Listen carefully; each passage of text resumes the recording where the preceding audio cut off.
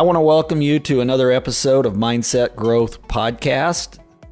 I'm excited today for this guest. I've interviewed him and his brother before, but he's back alone this time. It's been awesome to work with this group for the last 2 years and to see the transformation that's happened personally and professionally in his life. And today I'm going to introduce to you Marcus Yoder, and we're going to talk about what changed in Marcus's life for him to grow a business the way that he's growing one. Often we talk about things that we do that we have to stop doing or things we have to start doing, and it's just interesting to watch that transformation. So welcome to the show, Marcus. Thank you, Gary. I appreciate it. Very interesting to expose some of this in myself after you gave me some of these questions. I look forward to it. All right. Looking back, what was a mindset that had you with this opportunity to grow the business, but you were struggling with? I mean, what was kind of the mindset of, I guess to paraphrase it a little bit, what was the mindset when I started to work with you? It was a little on the struggling side, let's just say, financial side of it, not having the right people in the right place. Just because David and I could go out and put up a house or do a shingle roof or do a metal roof, you name it, doesn't mean that you're a great business owner. And I think that's something we struggled with a lot, was we knew how to do the things outside of the company as far as the labor side, but inside was where we were struggling. And looking back, I would say that was our biggest wall, or the biggest mountain we had to overcome, even though we had some other training that we were a part of. It was hard to trust people to come into the company and do what they do. So yeah, I would say that's probably our biggest struggle, lacking the knowledge of understanding on how to run a business. You know, the interesting part about that as we go back, and it's interesting to hear you bring that up, but the one thing that I know I experienced early in my business career, and I know that you guys have experienced, I think sometimes it's almost embarrassing to try to bring somebody else in to work for us or work with us that we think is maybe, for an example, I know you hired somebody who has like an accounting degree to come in and work for you folks. And it's almost intimidating because you feel like you're really going to expose your lack of knowledge or maybe how poorly you're doing parts of your business. So it takes a lot of humility. Is that a fair statement? That is very fair. I will tell you, when he actually did come into the office, I agree with you. I didn't want to have him see the account, the credit card. He didn't get to have access to that. And he finally asked me, he's like, I need to have these passwords to get in here. I was like, no, like you can't just go in there without me being around. Right. But it took time. I mean, he has a lot of access to a lot of the things today, but that was very, very hard just because, yeah, like you said, it's embarrassing that he had to come in and see something like this, knowing that he probably had all his ducks in order, right? I mean, there was nothing out of line, but yet he's human. We're all human. And yeah, looking back, it was the greatest thing we did add to the company at that time. So let's move forward a little bit or talk about the process. Obviously, I've worked with you folks now for your businesses for a little bit over 2 years, but I know you've invested tremendously into yourself at this point, just in as far as like personal growth. How uncomfortable has that journey been? I don't know how uncomfortable it has been. I'm not sure how to explain that part of it. Just explain. It's been good. Okay. It's been good. I'll explain a little bit on how that all has started and why I say it's been good, but yet it's been uncomfortable. I'll bring that out. Back in 2016, we had started the company, and we were in about July is when we started it, and in September was my very first event that I went to for training, and it was my wife and I. And 2017, we committed a full year to this training. It was about every 8 weeks. And the breakthroughs that my wife and I had just in life in general, I appreciate, I look back, and that's really where a lot of this has started. I've started to love the side of investing in myself, going to seminars, trying to become a better person in my life at home, being a husband, being a father, and bringing it to the business. So the uncomfortable thing of that was exposing a lot of my stuff to my spouse that I had to work through, that we had to work through. And still to this day, like the things that we have to go through, just because what I know is what I know, you have to confront the things that we deal with on day-to-day basis. When you're, I should say this, when you're dumb or you don't understand your weaknesses, you're almost better off sometimes, right? Because you don't have to take the accountability to, oh man, I screwed up, I have to apologize. That's the tough part. Yeah. That's what I say is the most uncomfortable thing about that is when you understand why you do what you do, you start to see like, my goodness, I messed up there. Why did I act the way I did? Or why did I speak the way I did to someone? What caused me to act in that way? So that's where I'm at. The uncomfortableness of becoming a better person. It takes more responsibility on yourself. But I guess is somewhat of a follow-up question, but I kind of have to maybe guess or assume in general your life's better though, because you've exposed yourself to certain people and situations and just really, I guess I use the term, and I've done little clips on this, of just being honest with yourself or stop lying to yourself. And we just tell ourselves little lies all the time to make ourselves feel good and to believe what we want to believe. I mean, it seems like you've just really came clean with yourself. Yes, I have in the past, still to this day, but I say I still struggle with that sometime to this day. I mean, it just has to be an intentional thing that you have to take part of, just sitting down and talking it to whoever you're dealing with, or if it is some kind of uncleanness that you're dealing with, to speak it to someone that is in your life or whoever you want to have that relationship with on that side of it. So there really needs to be an accountability. Correct. Okay. And yeah, and my wife is really good with that. Yeah. I mean, she checks up on me. Well, you know what? Life's a partnership in so many ways, and with the people you work with. And you're fortunate to have a brother in business that you can trust. And obviously, you've got a great wife that has the same common goals.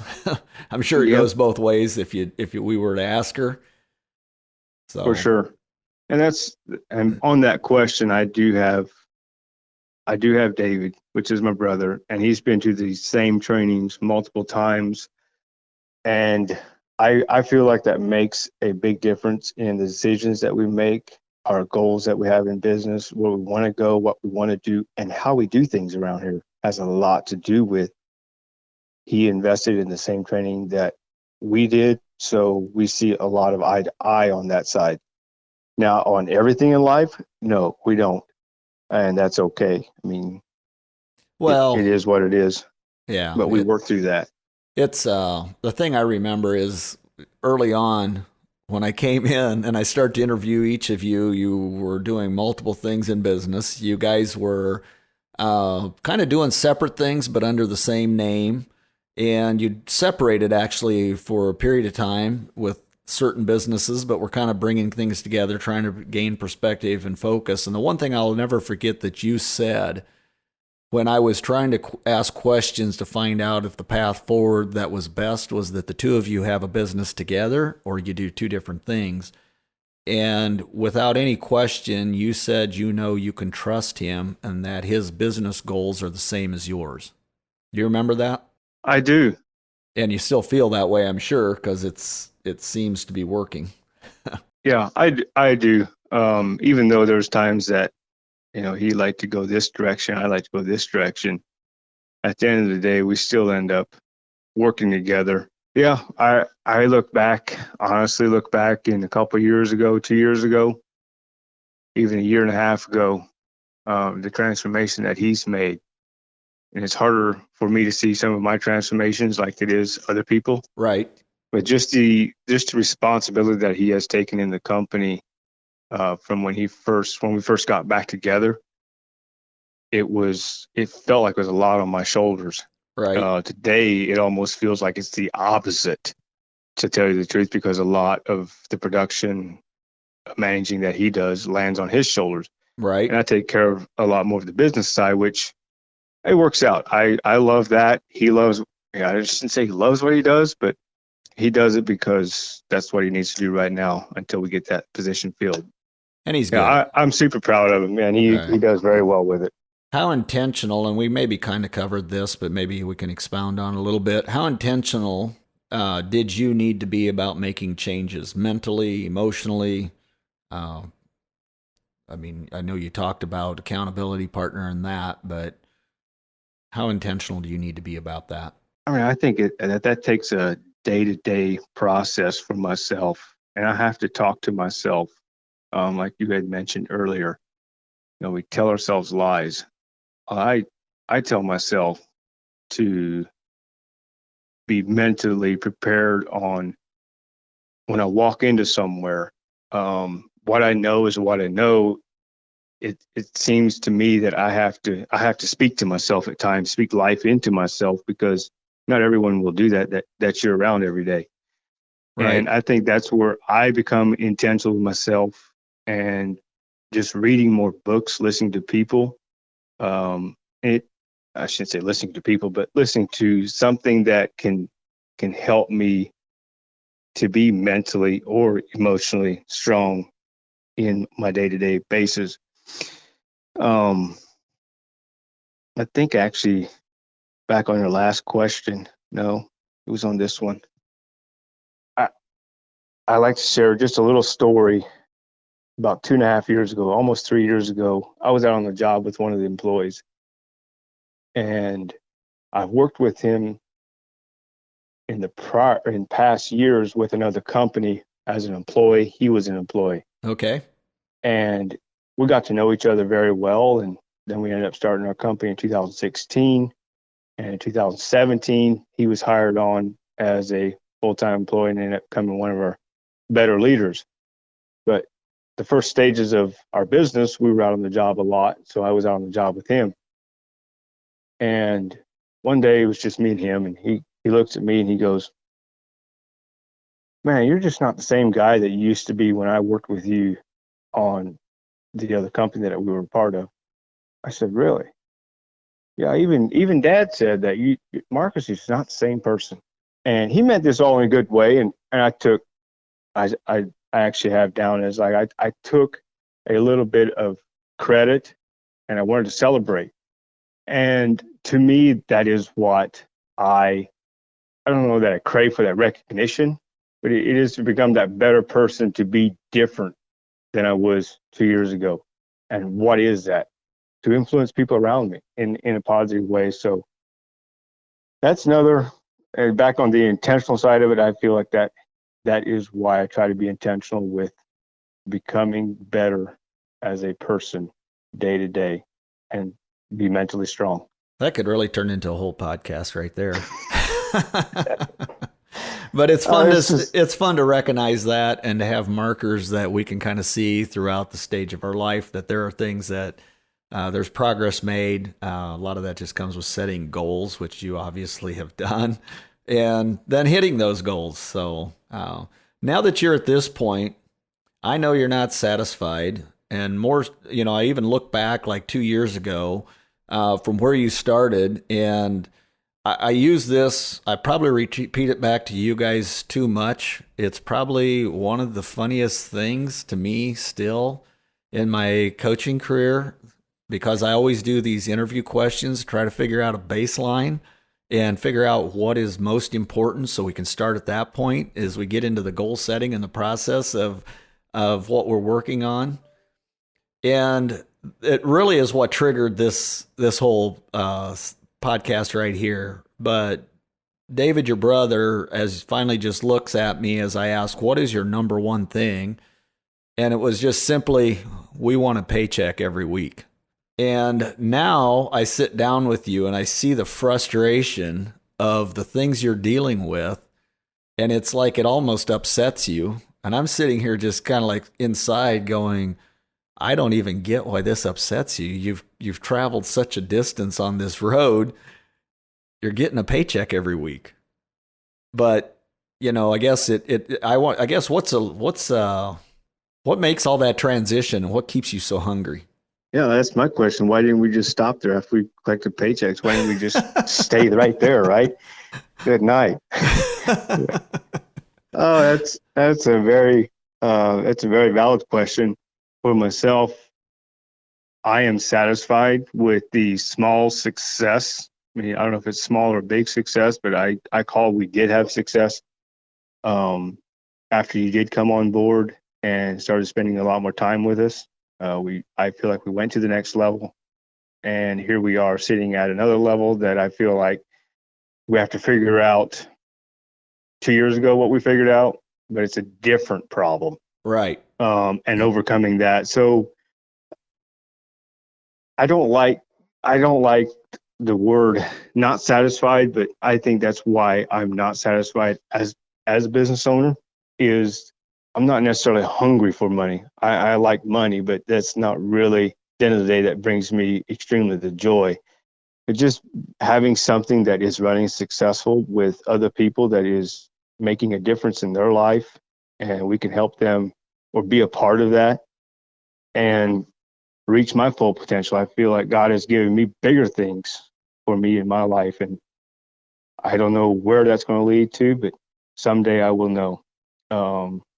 It's for me, it's just becoming better at what I do. And like I said earlier in the podcast, a lot of times Dave and I could go out and do the production side of it. That's not the problem. Now my challenge and how to satisfy myself is becoming a better business owner, becoming a better leader. So, well, I guess I view, this is my view on it. Having money is not success. But if you have success, you're going to have money. And it's just a matter of being responsible in those aspects of your life. I agree. So, yep. And then as far as where you end up and where you go with all of that, I kind of go back to, and I'm just drawing a blank, but I believe it's in Matthew 14. It's the parable of the talents. There's people often, I get asked the same question: what motivates you? And it almost upsets me sometimes in maybe a odd way, because it would be much easier just to kind of say, well, let's hit the cruise button. We're doing good here. But I know for myself, I feel a responsibility that if I have the ability to do it, it doesn't really matter if it causes me pain or makes me tired. It's my responsibility to help somebody else. And I think, as I know you, I know there's things like that motivate you as well. And it's people that are motivated, I guess, to summarize a little bit. You don't need motivation. I think I help you guys more find direction. And I guess, does that sound like a fair statement? I mean, that's probably the motivation you already have within you that burns in you is what keeps driving you to the next level. Yeah, that is fair to say. I would say back when you did first come on, we were kind of at if you want to say like a plateau. We were just kind of standstill. We didn't know. Well, I mean, I go back to the whole banking thing. Like we were intimidated by bankers because our credit was so terrible. There is no one going to take care of us as a company. So we've just done everything, small scale as we could with using the money we could, and that's fine. You can do that. Right. But we wanted to invest in the standing seam side of it, so we had to find the funds to get the machines so we can add that side to our company.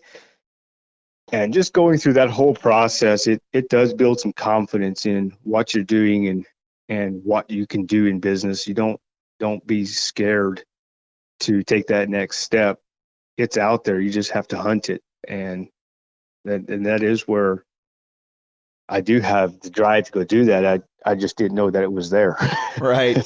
Until you pushed us there. So Yeah, I remember that. That was a scary process for you guys to interview different banks and go through that process of finding one that you wanted to work with, that the personalities of business all aligned in that. I know you invest a lot more into yourself to understand different aspects of businesses. Talk a little bit about your current focus. I know, earlier maybe we're talking about job positions and things like that, but I know you've kind of shifted your focus and you touched on it just a bit on the management side, but yeah, that is correct. I spend a lot more time doing probably the numbers side. We have a guy in the office that does a lot of that for us. However, I started to run across some things that had alerted me, and I started to dig into it. And that's like the profit and loss sheets, running numbers on estimates the last few weeks, and then of course going into the markups and overhead profit and net profit of the company.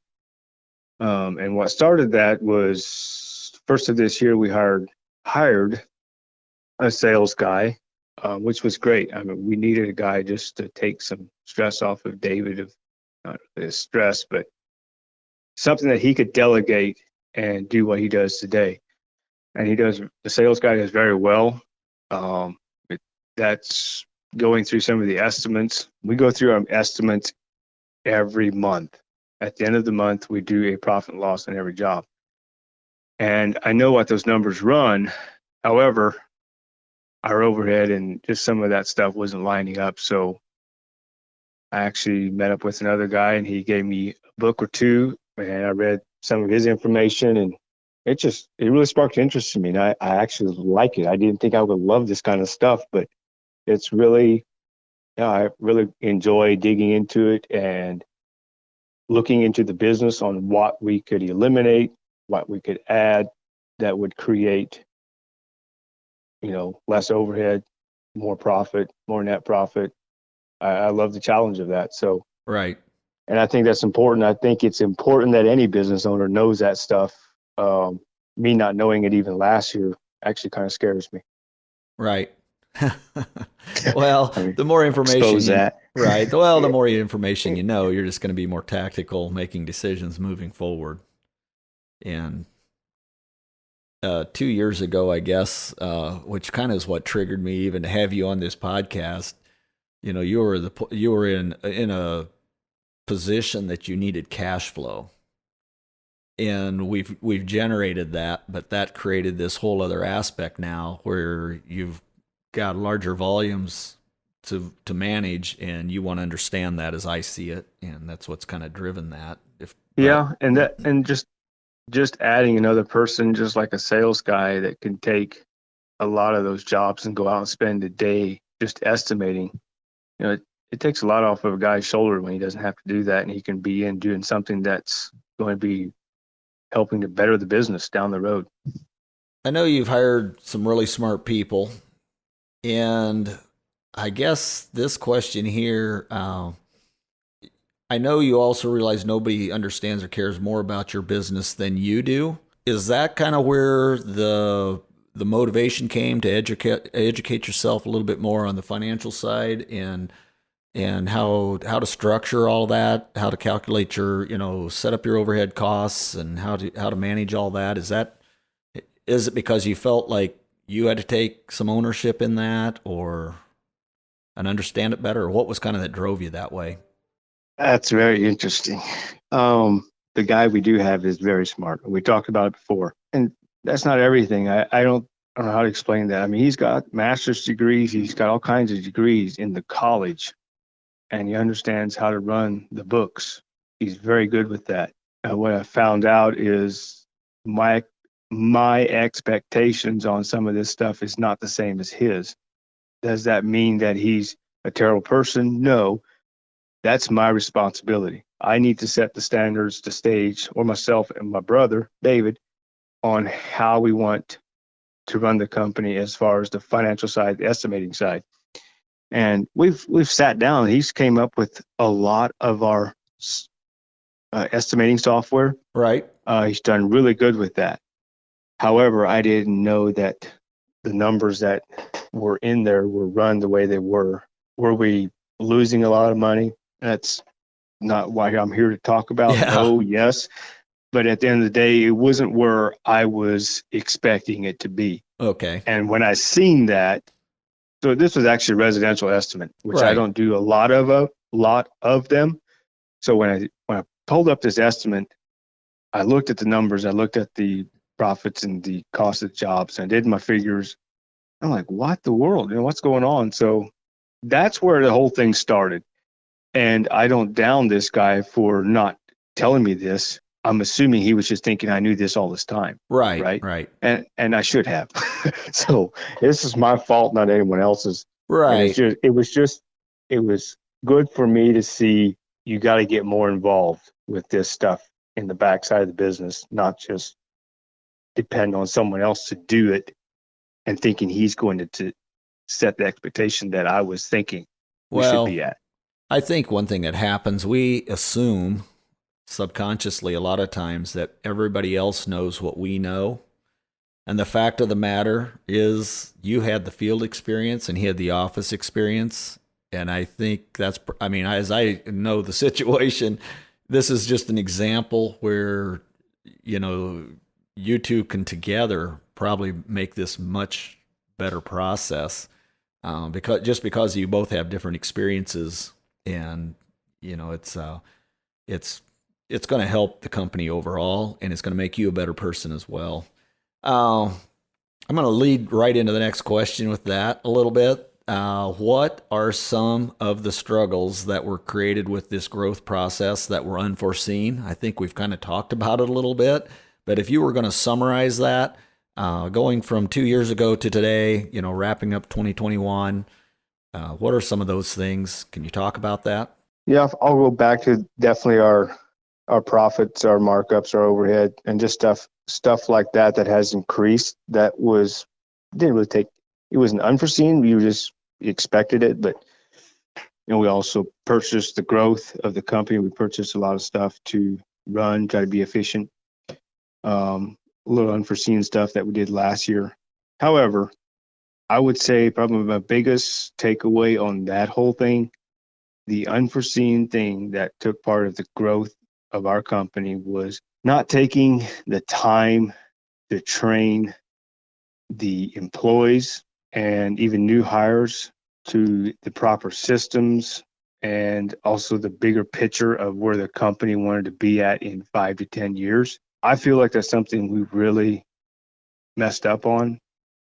Is something that I learned from, absolutely. But I would probably lean on that a lot more than probably just even the business side of it, as far as financial or anything in the system side of it.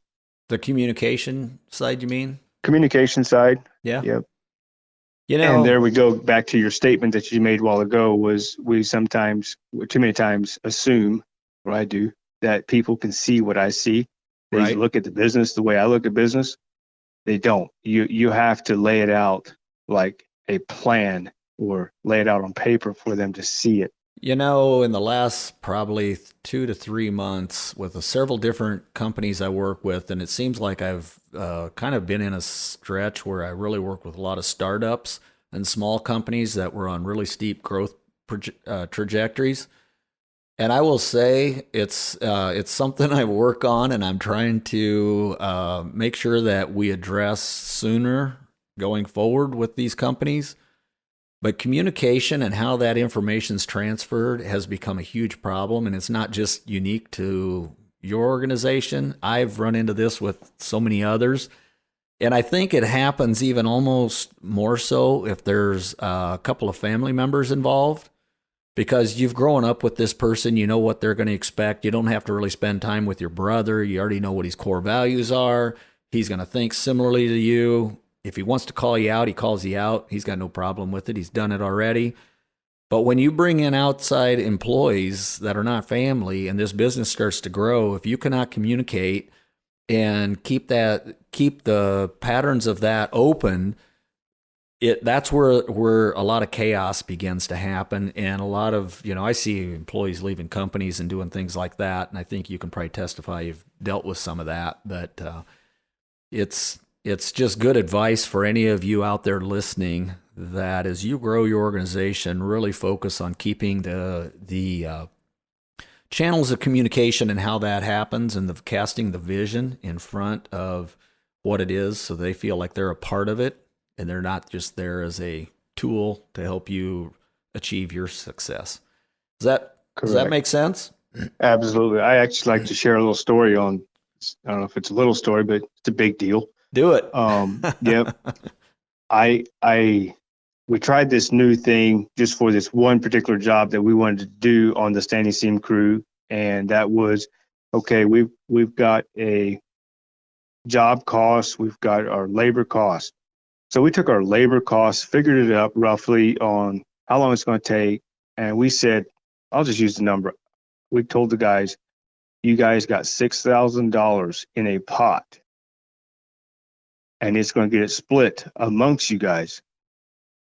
And it's going to be based on, you guys can base it whatever you want, based on how long it takes you to do the job or how short it takes you to do the job. You can do it in 50 hours or you can do it in 120 hours. No matter what, you're going to get paid, the same. Right. So it's totally up to you guys on how much you want to make per hour. And it was quite interesting. They did very well on it. I can't complain what they did. However, 2 weeks after this whole thing was done, it was paid for, one of the employees comes back to me. He's like, I'm missing $1,500. I'm like, what? No, there's no way. So we sat down and went through this whole thing. And I'm not kidding you. It took us probably about 20 minutes to figure out what he was speaking and what I was speaking. And all this time, him and the employees thought we were paying this extra $6,000 on top of their paid regular rate pay. Right. On this job. Right. I'm like, no, that's not how this is going to work. And so, long story short, we just sat there after he figured out what happened. He's like, this makes way more sense. And his question to me was, why did you think that we would just know that's going to be a pot and it's going to get paid out, split amongst all the guys? I said, because to me, it didn't make sense to pay your base pay and plus $6,000 in commission or $6,000 in a split. Right. I said, that's ridiculous. Right. To me, that was no brainer, But to him, he's like, all the guys thought this. That's how it was going to be. So I bring that up. To me, it was like, good night. I got to lay it out. And I have to. That's something I do struggle with. I feel like they see it the way I see it. So why should that even be a question? And they don't.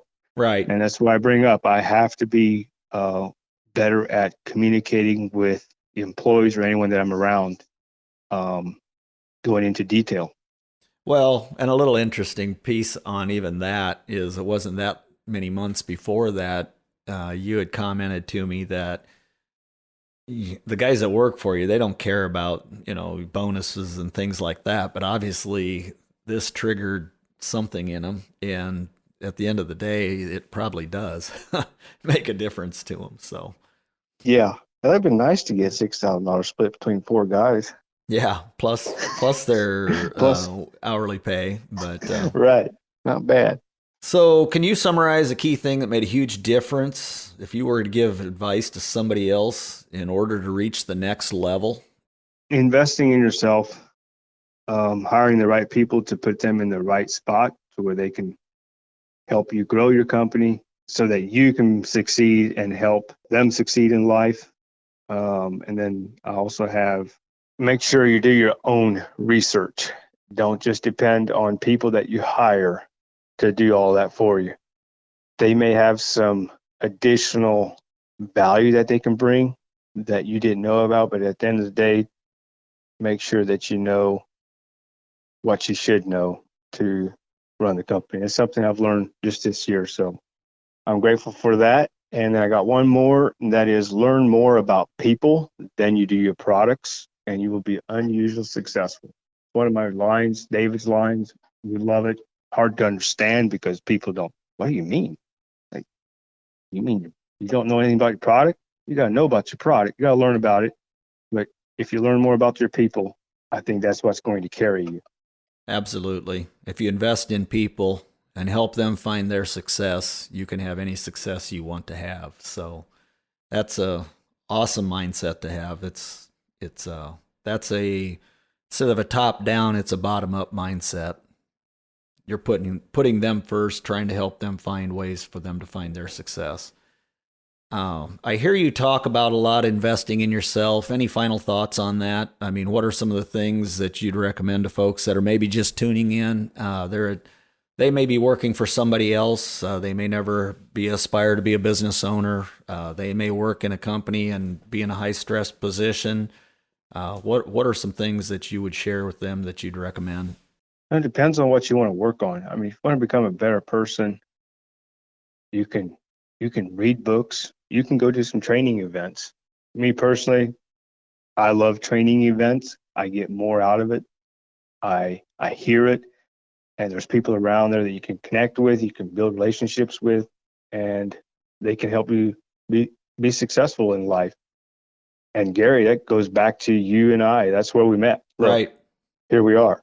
Yeah. And that's how I met some of the other people that I have relationships with. And that's why I love the events.